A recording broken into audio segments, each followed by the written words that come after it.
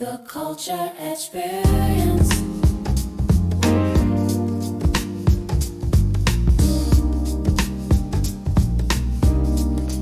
The Culture Experience.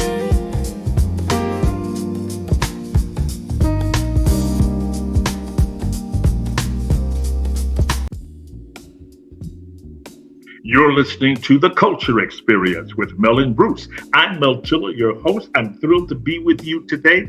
My guest is a very, very important gentleman. He is Bishop Derek Rimson, and he is the leader, the president of the Black Leadership Collective. Many of you have not heard about this group. It is a new group, but it is filled with talent and has a mountain of potential. Bishop Rimson, welcome to the show. Bless you, Mel. It's just thank you for having me on. Really appreciate being on your show for the very first time, and of course, your reputation precedes you. The show precedes its reputation, and of course, I'm excited to be a part and to be on today. So, thank you again. Listen, it is our pleasure. Let's talk about the Black Leadership Collective. What inspired the creation of this group? Well, just a little basic history. I'm originally from the Midwest. I'm originally from Detroit, Michigan. And eventually, of course, I eventually moving west to California, then moved back east to Philadelphia. But the East Coast, Midwest type of methodology, if you will, in collaboration of our community is a real big thing. If you understand the Midwest and the North, basically the South is in the North. Many people migrated from the southern states to the North, or they went to the East. New York, Baltimore, Philadelphia. And so we have a larger concentration of African Americans, of course, still in the South, but up north and in the East. And so from that, I grew up and I watched collaboration. I watched our people collaborate. I watched religious leaders collaborate, community activists and community leaders come together, especially when there was a crisis. And it seemed like it was only not happening in the West, right? So I lived in California for about 9 years. Now I'm back here. I'm in Vegas now. I've been here about 5. And somehow, anytime you pass the Texas Panhandle, of course, and you get into the West, the African American population is not as large. It's not as great. Yes. But one of the challenges that our people have in these various cities in the West is that we don't have the collaboration. We don't have the unity. They move in silo. And so, you have cells here, groups here, you have individuals that are operating, on their own with their own agendas. And as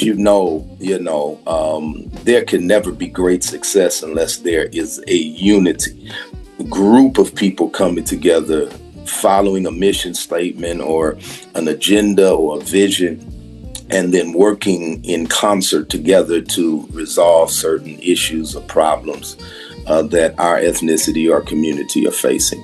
And so when I got here, I discovered real fast, real quick, that dynamic of unanimity was not among us. It was not in the city of Las Vegas among our community. And as you know, when we say African American community or Black community, it's not like when you say Asian community. It's within a geographical location. When you say the Hispanic community, they're in a geographical location. But whenever you say Black community, we're spread out, over the whole South Valley, right? So our community is not based on a proximity or a geographical location in many cases. Now, you have, like we have the 106, you got concentration of many Black people that, come out of the 106 and possibly still in the 106. But what we were missing was unity among our people. And so with that being said, I came with that East Coast, Midwest mentality. We got to get our people to unify. We'll never get nothing done. Can't Yeah. pass legislations and laws, policies if people are separated. They got to come together.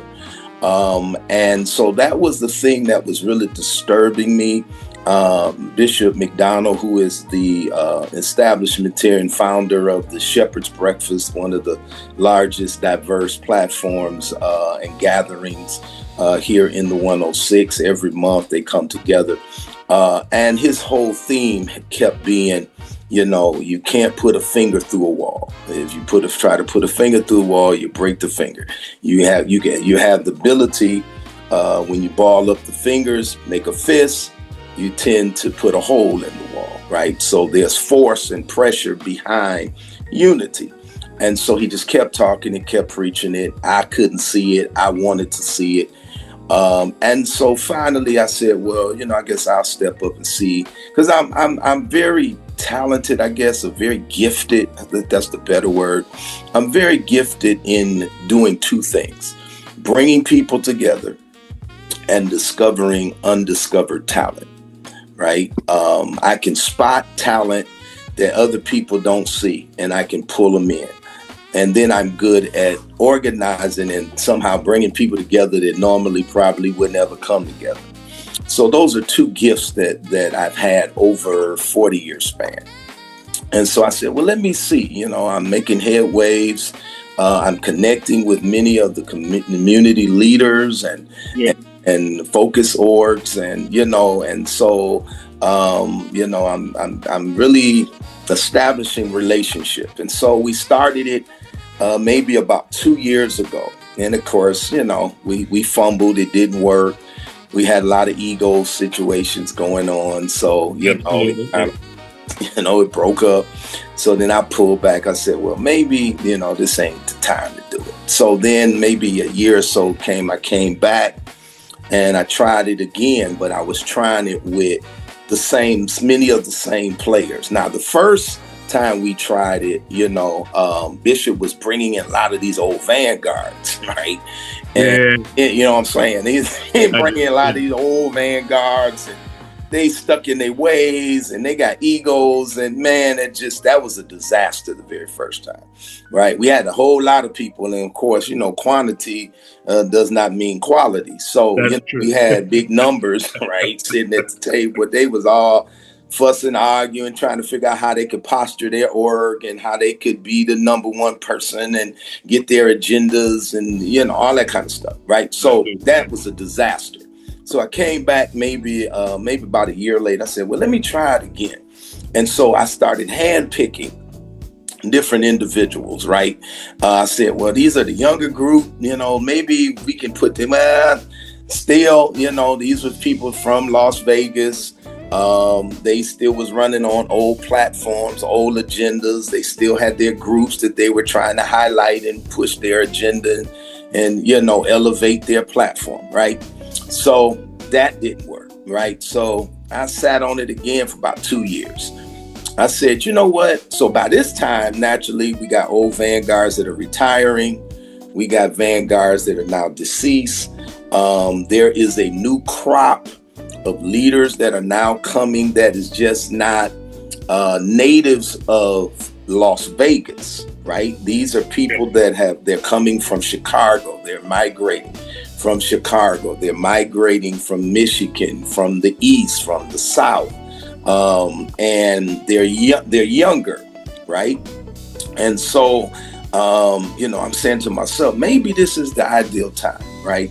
Because we can pull in people that, not just looking like us, but actually have the desire to want to bring our people together, to do some things, actionable items, impact communities, impact legislation, begin to start coming up with strategies of economic development, building, commerce for our people, supporting Black businesses, helping to build Black businesses. And these are people that have been involved in their areas from other states and other communities.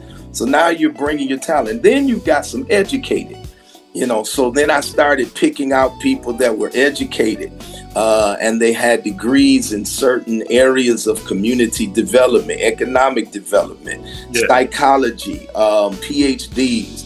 And a lot of times people throw off on the people with the degrees behind their name, but and usually that's the only people that don't have the degrees behind their name, because That's true. right, they don't really understand the gravity of what the degree tends to do. And it's not so much that it's a status thing. We use it as status. But when you really deal with these kind of people, they are prepared. I look at these people as prepared.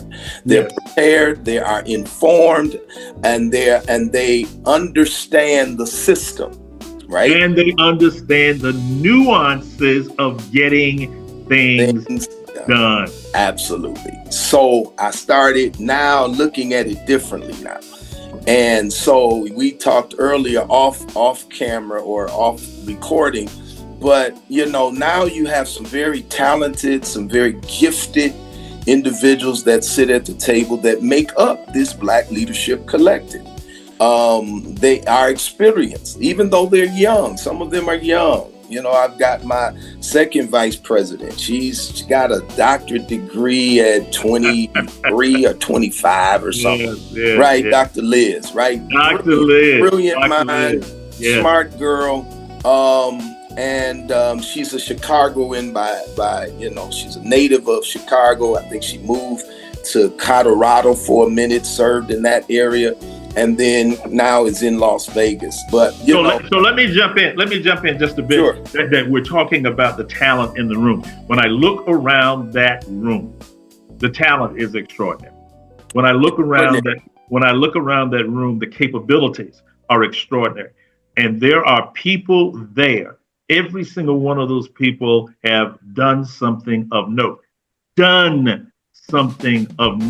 And they have a passion, a demonstrated, I want to back up and make sure you hear this, they have a demonstrated passion for working with the community and serving the community. When you look around that room, it's impressive. It's impressive. And they, like you say, they have resumes. These people have resumes and accomplishments of things that they have done and are yet doing. Yeah. When you look at the president of the NAACP, Quentin Savoy, man, the dude, he comes from Kansas City, right? He's a native of Kansas City, came to Las Vegas, and now is heading up the NAAC, the biggest, the baddest, the boldest, as he would say, organization, Black organization. And but the boy is like brilliant. He is so brilliant. He's knowledgeable of the issues. He's a lobbyist for Nevada legislation. He knows what's going on, and he's tapped in. When you look at people like Dr. Bush, who is the president of National Action Network, and he's heavily connected, well connected with Reverend Sharpton and the movement of the NAN, right? Yes. But very well connected. I think me and him was in Philadelphia at the same time, because he was a lost vegan, then he moved to LA, then he moved to Philly, and he came back. But very tapped in, very knowledgeable. He knows how to build relationships. I think that's one of his greatest abilities, is he knows how to bring people together and build relationships. And so he's connected to the governor, the mayor, all of these different individuals, and is well informed. When you look at Martin, from the veteran perspective, Martin Walker. Yes, Martin Walker tapped in. Yes. Dr. Liz tapped in. We have, Pastor West is a very unique guy. Yes, he's a gifted guy, but he's a very unique guy. And he's a Michiganian, by the way. He actually was raised and born in Pontiac, Michigan, right? So I have to salute him, because he's a Michiganian, but he's a phenomenal pastor, phenomenal preacher, phenomenal community leader. Again, he knows how to weave in and weave out of different sets and different settings. He can be a spiritual leader on this end, but then turn back around and be a very effective community advocate as well. And then, of course, his HBCU tours is just a phenomenal thing, man. He's getting more young people are going to college because they're coming through the HBCU tours. And just to name a few, it's some more people that we have. Bishop Bookhart, Trisha Bookhart, who's over the 100 Black women. Yes. Phenomenal woman, phenomenal leader. She's tapped into so many different orgs and operations that some days it makes my head spin. Because I'm trying to figure out how she's balancing all of these different orgs and mission statements. But these are people that have agreed that this is needed. This type of unity and collaboration is necessary. It's needed for this season. And they have agreed to come to the table and share their time, share their strategies and their ideals of how we can show a united front to our community, which in this community, it's been lacking, I think, forever. And so, here we are, man. We're at the table. And naturally, I've stretched out to different other leaders and organizational presidents. But of course, some cats gotta, they ain't gonna jump on the boat while it's shore. They wait till the boat take off because you didn't believe that the boat had no steam to take off from the dock. So now that the boat then starts sailing, naturally you get cats jumping in the water trying to catch up with the boat to get on the boat. But and I get it. That's part of organization. That's part of establishing something fresh and something new. There's some people that, they'll stand back to see how it's going to manifest and how it's going to mature and matriculate. And then eventually they jump on, and then they can be, they become great contributors to the process. But right now, man, we've got a great, you're on this committee, you're on the board, your talents, what you bring, your resources, this programming has become a resource to the Black Leadership Collective, and we're able to, begin to share the brand, share the ideal, the concept, things that we are doing, actionable items that we are putting in place, and things we're doing. We just had the Black Mass or the Blackout for the Black Friday, which we kind of bounced off of Dr. Jamal Bryan, who is doing this nationwide thing with Target and so forth and so on. But of course, we kind of put a little spin to it from the collective minds at the table, that we were trying to also figure out not just not going and not buying for Friday and not buying for Cyber Monday, but how could we redirect our Black dollars into our Black businesses? Yes. So, of course, we started, tapping in to resources and things that we knew, and we put together a list of Black businesses. And of course, people are starting to redirect their dollars and starting to support Black businesses that they didn't even know existed in the South Valley of Las Vegas. And so I thought that was a great beginning, a great start for us. And then, of course, we're looking to partner with National Action Network on working with them on the buyout, if you will, and how we're going to continue this particular campaign, not just in December for Christmas, but even into the new year and moving forward. And so we're looking to put some strategies together on that and how we can help to facilitate and collaborate. Okay, so listen, talk to me. Give the listeners. We talked a lot about the organization, the makeup, history, and all of this is so important. Okay, so give us your best mission statement for the Black Leadership Collective. Well, in summary, it's really a simple statement, a simple mission.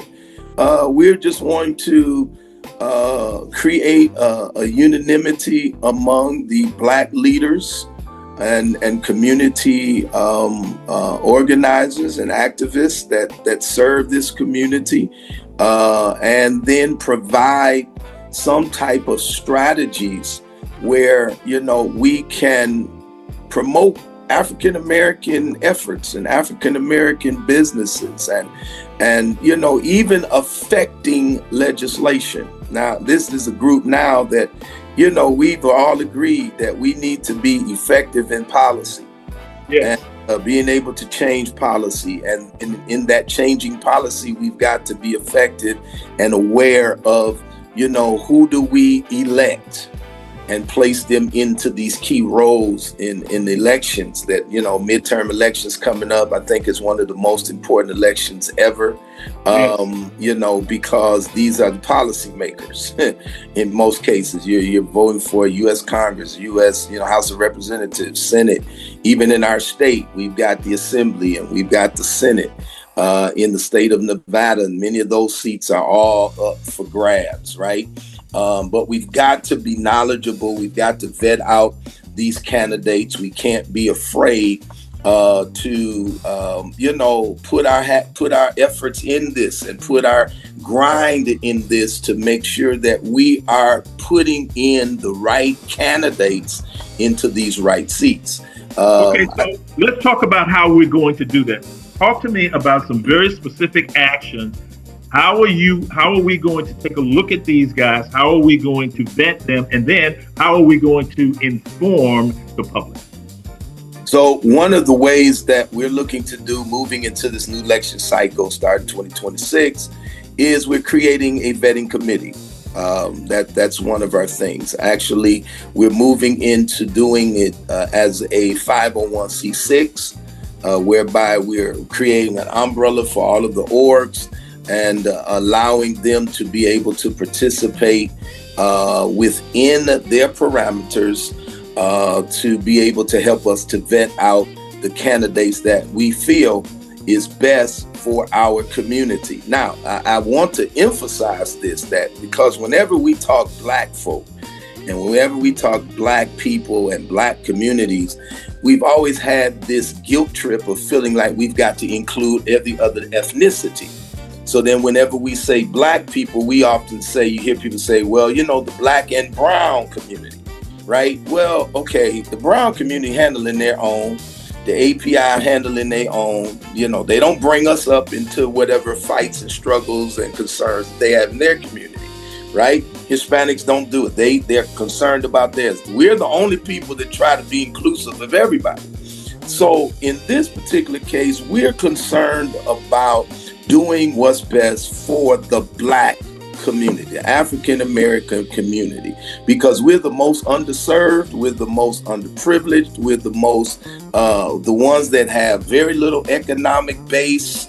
We don't have a driving engine in our community. We don't have, we're fighting systemic racism. We're still fighting stuff that we thought was possibly past 60, 70 years ago. And here we are 60 some odd years later, and now we're back at fighting racism and systemic racism. It's just not as blatant with you can't use this bathroom and this water fountain, but we're getting it through systemic racism, through economics. We don't have economic power. We don't have businesses of our own and communities of our own. And so the vetting process is one of those processes that we are looking to organize, putting a committee together, which I think we've already kind of started that committee selection. And so we're going to be vetting these candidates. From my understanding, I think we had 300 and something candidates across the whole state of Nevada, right? So there's judges, there is senators, there is people running for the assembly, people running for governor, a lieutenant governor, all of the major positions. And so that's one of the ways that we're putting together. And then, of course, we're looking at... Let me stop you there. Okay. I want you to talk a little bit about how we're focusing on policy.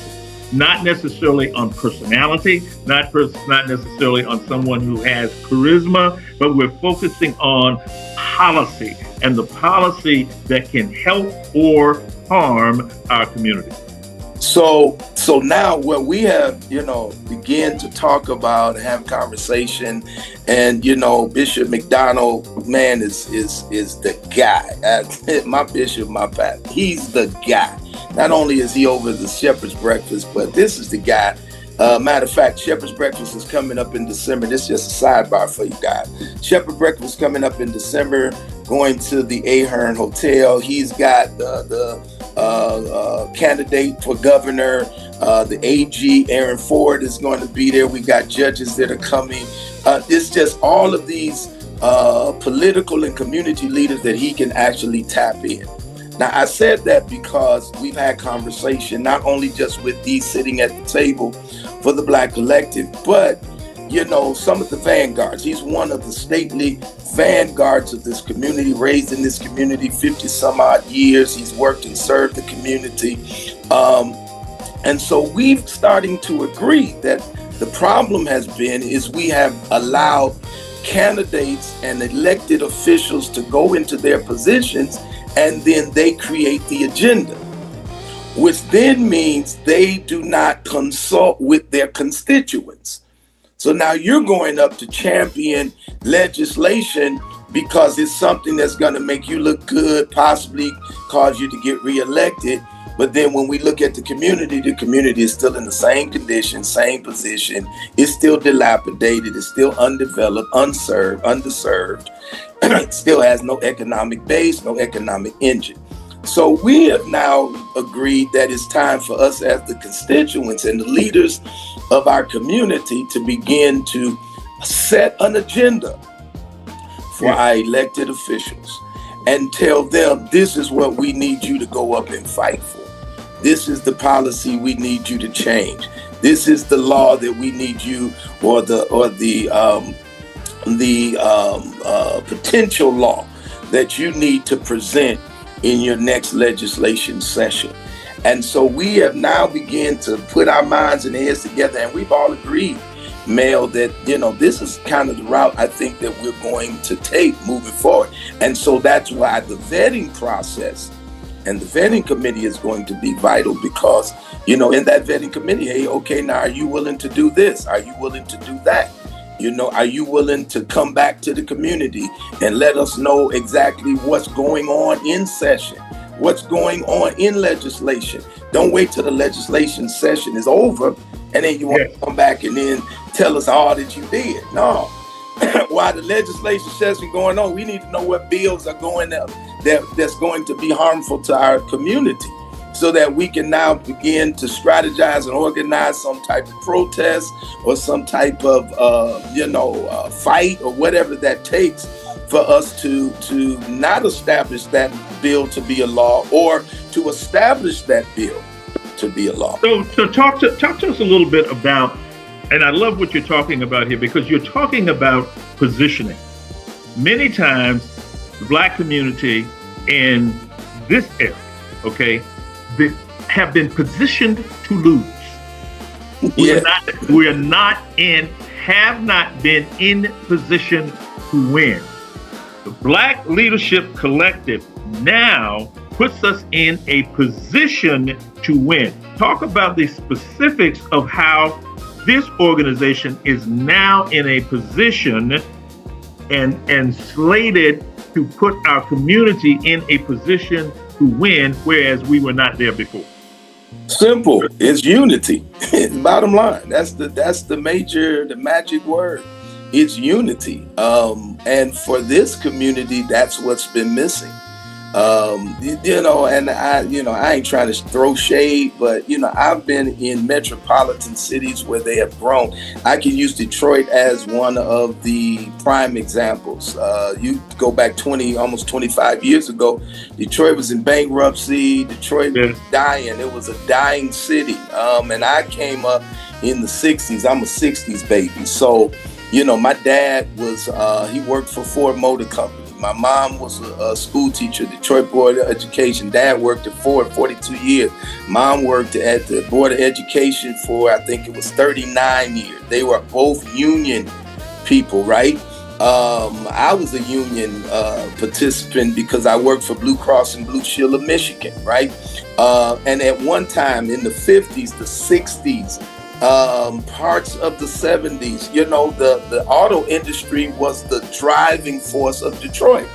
But as you got into the 80s and the 90s, and they started moving plants out of the city, out of the state, moving them out into other states, and then eventually across seas, Detroit just started tanking, man. It just started tanking. Economy was terrible. And then finally they thought of an engine. And that was by accident because Canada came up with the plan of putting a casino up in Canada, across the bridge in Windsor, Canada. Now, prior to that, Mayor Coleman Young kept talking about, we need an engine, we need an engine, we need to put casinos in Detroit. And of course, they fought against it. They voted against it for years, right? Until Canada erected, the casino, right? Over the bridge, under the tunnel, right? And so every Friday, every weekend, Friday, Saturday, Sunday, cars would be backed up, lined up, trying to get over to Windsor to go to the casino. So finally, Detroiters saw all of this money going. They saw this money going to a whole nother country, right? Yeah. So finally, they voted again. By this time, Dennis Archer is the mayor. They voted, it passed, and so that became the engine for that's now birthing and helping the revitalization of Detroit that has never looked like this. It never had this many developers. I mean, you're talking about billionaire developers that have come in and they have built downtown, they've built the city. They're just, it's just an economical engine. It's a giant now, right? So I said that to say this, and this is not throwing shade, but it's fact, Mel, that the 106 has been sitting like this for over 60 years, dilapidated. Yes. 60 years, right? Because you can date it based upon the Moulin Rouge, right? So when the Moulin Rouge came as a project, which only lasted, I think it was 9 months, they built it. It only lasted 9 months, and then eventually it went out of business, right? So then, of course, the area had a lot of small mom and pop shops. You had the little clubs over here, the little dance halls over there, the barber shops, the beauty shops, right? But then eventually times begin to change fast and swiftly. And so here we are, 60 years later, still with no engine driving our community. So the secret is simple. It's collaboration. It's unity. It's bringing all of the players together that have influence, that have power, and bringing them together and unifying and putting everybody on the same page. Creating an agenda where everybody can participate. Now, one of the challenges, that when I was trying to put this together in my head was, okay, if you bring in all of these different presidents with all of these different orgs, they all have different mission statements, right? They all have different passions, right? So this one is passionate about this issue. This one's passionate about issue. But the thing about us as Black people, at the end of the day, we still got 4 or 5 issues that affects us all. Yes. It's a common thread. Right? Housing affects our people no matter where you are, where you live, what side of town you live on. It affects our people. Employment. I don't care where you live, what side of town you live on, it affects our people. So we thought to just find the common threads. Your org agree on this, I agree on this. This org agrees on this. Well, that's your unity piece. Now let's see what we can do to put some strategies together to fight and to make better, our community, change legislations, laws, whatever that looks like. This is a tremendous kind of action that is being taken here. And so the community should be excited about this. The community should be excited about this. And so when people hear the name Black Leadership Collective, what do you want them to immediately think of, and how do you want them to feel? I really want them to be excited. I think this is a milestone. This is something that can literally change paradigms and change, landscapes. And I think it's our responsibility to start sharing it, getting the word out. Thank God for your platform, because your platform is helping us to get the word out. Let the people know, here is the brand, here is what we're trying to do. These are the players that are at the table, and as time goes on and as it expands and it grows, naturally we need more footmen. We need more people to participate, people to be involved. Everybody can't sit at the table. However, everybody can lend a hand in working and in serving and doing whatever is necessary to continue to make sure that we get everything accomplished that we are trying to get accomplished. And with that being said, we're going to get the word out. We need our community to know here is a group that has agreed to come together and work in concert and collaborate in order to make the community better. That is such great information. Somebody out there wants to be a part of this. Somebody out there wants to know what they can do. How do they get in touch with you? Well, my number is always available, 609-756-9038. You can call me, reach out to me. Eventually, as been said, the collective coming together is new, so we're putting all of the tools up, websites, and all of those things that will help people to tap in, engage, and learn more. The mission statement, learn what we're doing, see what we're doing, and hopefully within by the beginning of the year, we're looking to have all of these tools in place, so that people can engage and people can learn more about what the Black Leadership Collective is doing and what its purpose is. Listen, we've enjoyed having you on the show. This has been a far-ranging interview. We've talked about a number of things. We're going to have you back multiple times to talk about the specifics of what this organization is doing. One of the things that this organization is doing, which is absolutely fantastic, is that we're bringing different members of the organization on this show to talk about elements that are happening. You have done that. Yes. So we've had Quentin, president of the NAACP, on. He has talked about question 7, and he's also talked about a number of other issues. We've had Dr. Bush on. We've had Pastor West on. You've been on. We've had Dr. Liz on. We will be having more of these individuals on. You will be able to come to our platform, come to our YouTube channel, and see what these people are talking about, see what the issues are. And listen, you want to stay abreast of the issues. We need to get ahead of the issue. One of the things that's happened with our organization, with our community, is we don't find out until after the vote has been taken. Every time that's after the action has been taken. And now we're upset, we're bothered, we want to march, and we're trying to tear something down that has already been built.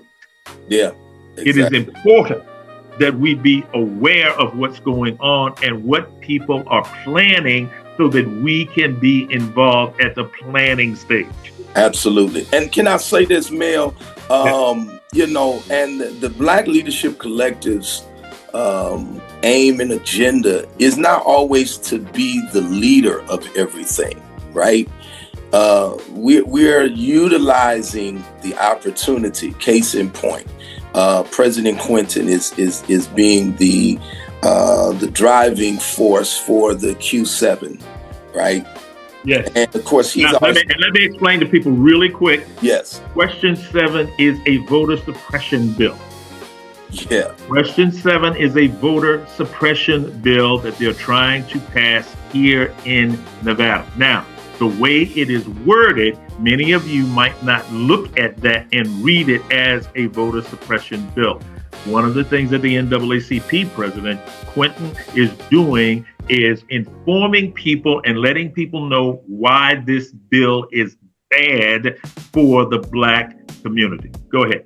Yeah, and so to bounce off of that, he's championing this. He's leading this out from the NAACP. Now, the Black Collective, one of our tasks with this is to collaborate with him, to support this endeavor, and to help him to get the message out. Right? So then it becomes a collaboration, Black Leadership Collective along with NAACP. And then he's championing it. He's leading it out, which says that we don't always have to be the leader, right? Because, people feel like when they're in charge and they're the leader, they always got to be the leader and they always got to be in front of the line. Well, sometimes you ain't got to be in the front of the line and you're still the leader, because you're galvanizing people, you're organizing, you're supportive, you're pushing. And so we're backing President Q with this Q&7. And so throughout the year of 2026, Black Leadership Collective is going to be the anchor. We're going to be supporting and pushing. I keep saying NAACP, but I want to say NAN, National Action Network, is pushing the initiative of the buyout campaign. They're leading it out, but the Black Leadership Collective is partnering with them to help to push and support. That's what is called unity. Listen, this is very important. You and I had a conversation. I told you that the radio show that we are going to be hosting a banking workshop. And one of the first things that you said was, you need a place, you need a venue. Come to our church. Come Absolutely. to our place. We will share our venue with you, because it is important that our entrepreneurs know about banking, that our entrepreneurs know where to bank, and they know a friendly face, and they know that there are banks and there are organizational financial institutions that want to partner with you, and they have financial tools that will help you be successful. And you heard about it and quickly said, okay, we'll help you. We'll participate by providing the venue. Absolutely. And we're collaborating. We're working in concert. You're the one leading it out. You're bringing these people to the table. We didn't even know, but it's a resource. It's a tool that now we can bring people together, bring them, sit them down. They can get the information. And we've just been a supportive anchor to what I think is a needed project. It's a needed situation that our people need to know and need to have that connection. So that's where the Black leadership, because sometimes you don't always have to lead from in front. Sometimes you can lead from the side, from behind, you know what I'm saying? And then here's what it does, Mel. It helps to push others ahead. Great leaders, here's the thing. Great leaders make great leaders. Yes. Right? So a great leader is not always a leader that tries to keep people stifled under him until he dies, right? Great leaders create succession. Yes. Right? Great leaders create succession. I know I don't want to get too spiritual deep right now, but the Bible says that it's a good man that creates an inheritance for his children's children's children, right? So a great father is one that's going to create a great father, because eventually your son is going to become a father, right? And so eventually you have to create, you have to mold, and you have to cultivate, you have to train, you have to teach it.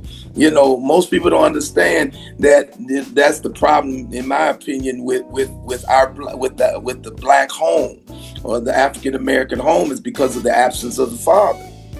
Right, which is a whole nother subject matter. But when there is a father in the present, father involved, then eventually he begins to train sons, right, to become fathers. And it's the same thing with leader. That's the same dynamic. Great leaders create great leaders, so that eventually I send you out and now you become great leaders, great men, great people that are impacting the community. And so that's what I see the Black Leadership Collective being that tool to galvanize and unify and organize and bring greatness together. and then we move collectively. We show support to each other, and we help each other to achieve whatever that goal, mission statement, or whatever that agenda vision is. It's a new group, the Black Leadership Collective. Bishop Derek Rimson is the president. He is the leader of this organization.